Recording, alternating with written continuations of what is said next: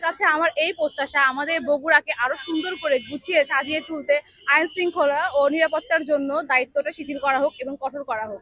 অনেক সময় দেখা যায় যে আমাদের বগুড়াতে আমরা সন্ধ্যার পরে চলাচল করতে রিক্সা, ভ্যান, অনেক কিছু বিভিন্ন সমস্যার সম্মুখীন হয়ে থাকি। এই ক্ষেত্রে চাই নিরাপত্তা।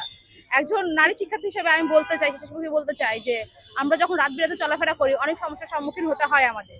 এছাড়াও আমাদের বগুড়া প্রাচীন কাল থেকে আমরা একটি ধনী শহর হিসেবে পরিচিত হয়ে আসছি।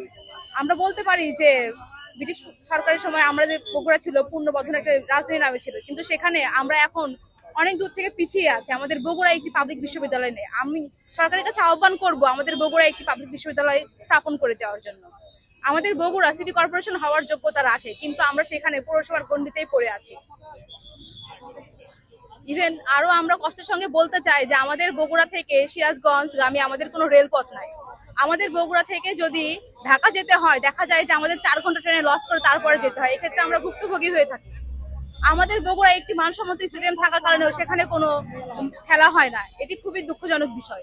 আচ্ছা, আমার এই প্রত্যাশা আমরা আমাদের আগামী অতীতগুলো যেন ভুলে আমরা নতুন জীবনটাকে সুন্দর করে নতুন সরকারের হাত দিয়ে আমরা নতুন সূর্যোদয় দেখতে পারি। আমাদের এটাই প্রত্যাশা যেন দেশটা ভালোভাবে চলে, শান্তিতে চলে এবং এই যে ছাত্র সমাজ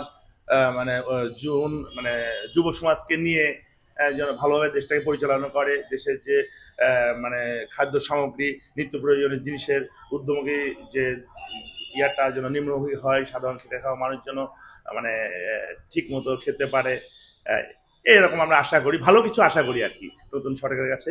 এটাই প্রত্যাশা।